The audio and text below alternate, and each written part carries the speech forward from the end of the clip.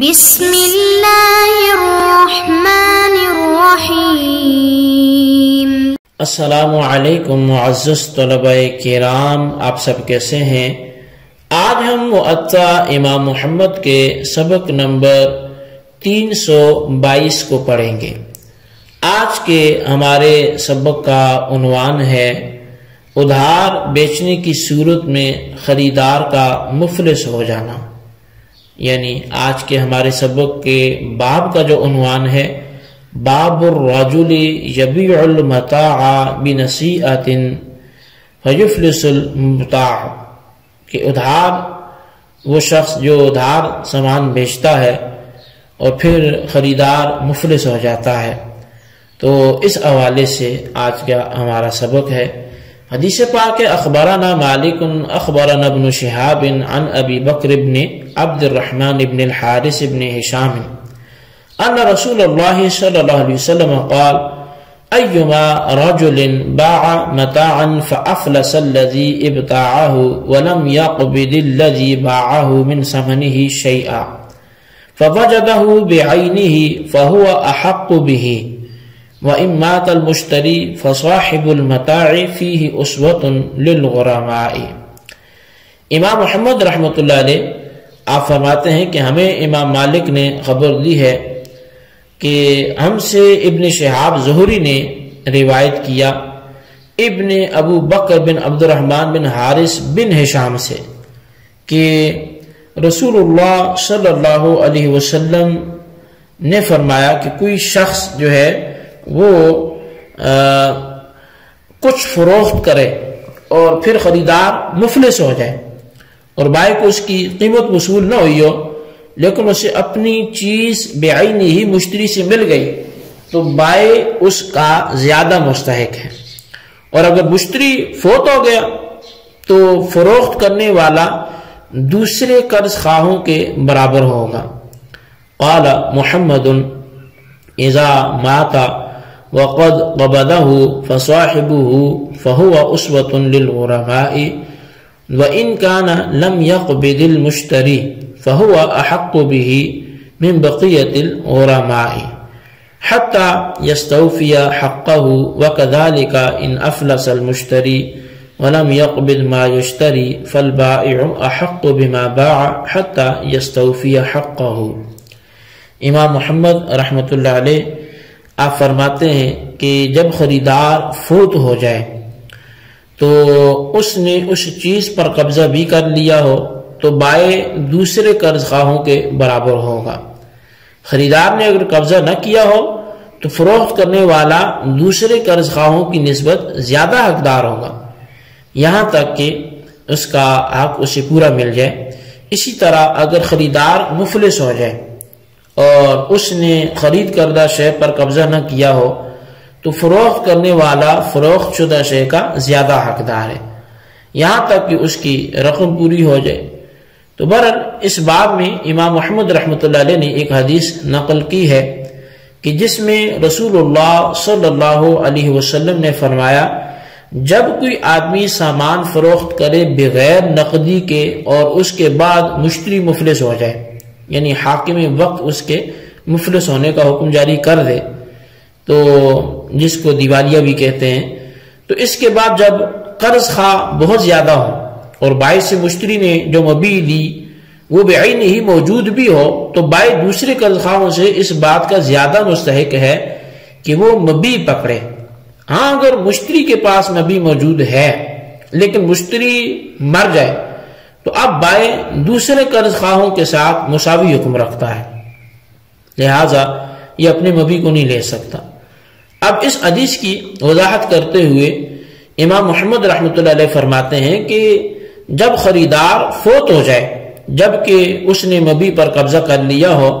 تو اس صورت میں بائع دوسرے قرض خواہوں کے برابر ہے، لیکن اگر مشتری نے مبیع پر قبضہ ہی نہیں کیا ہو بلکہ وہ مبیع بائع کے پاس ہی موجود ہو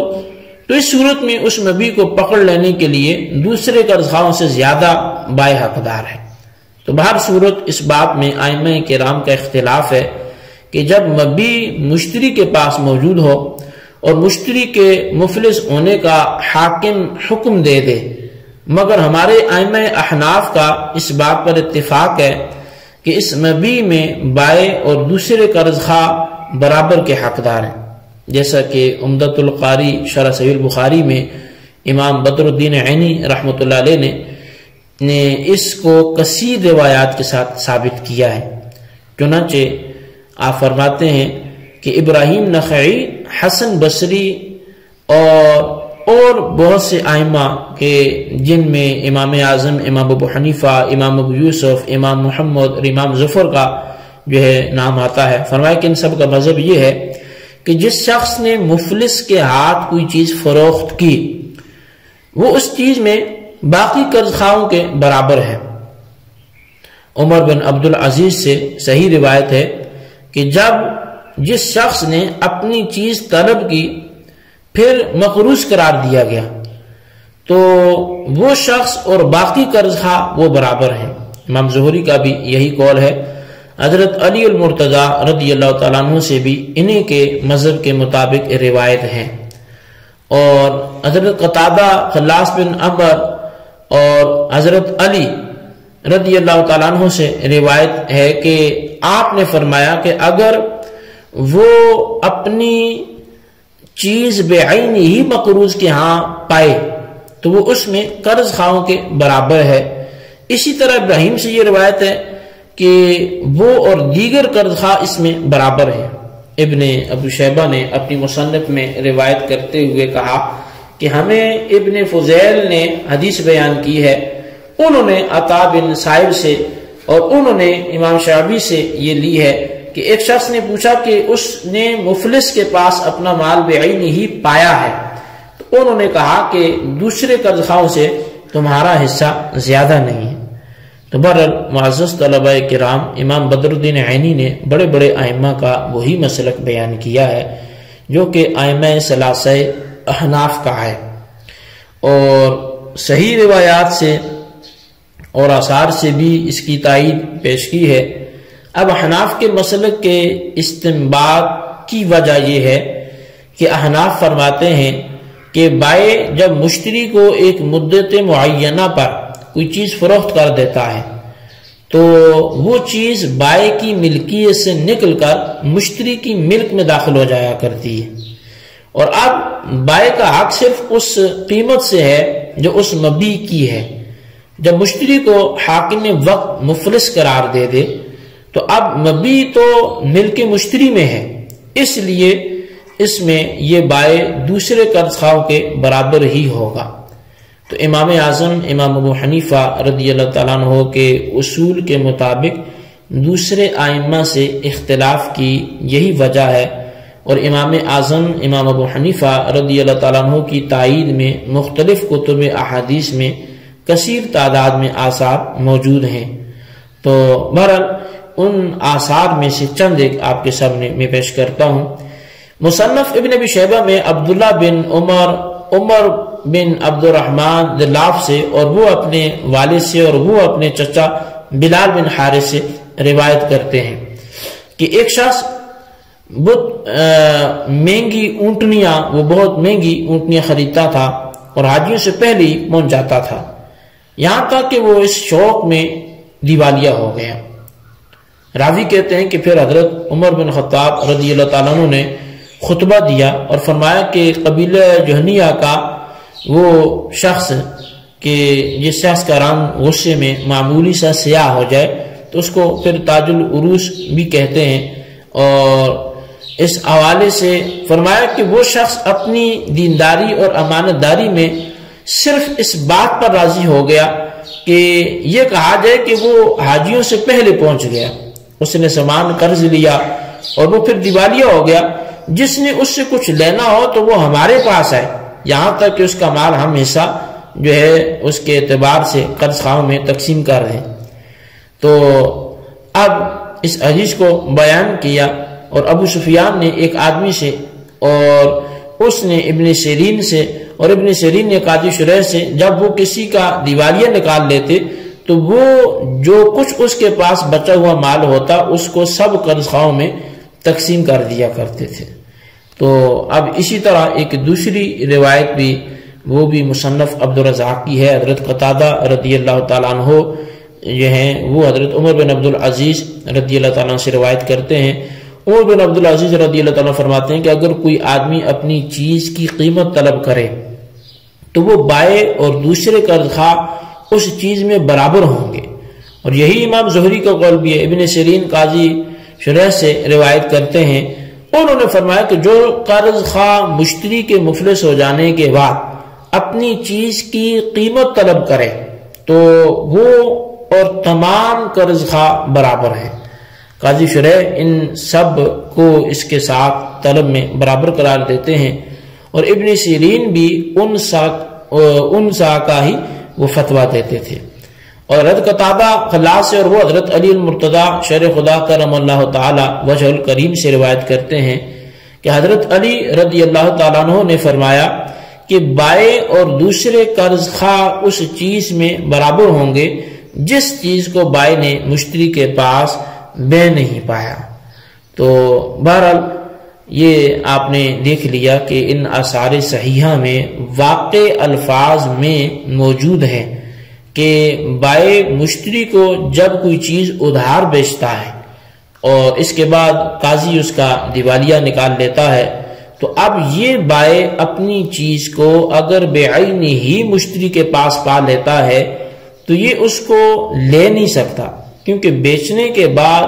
وہ چیز کیوں کر مشتری کی ملک میں جا چکی ہے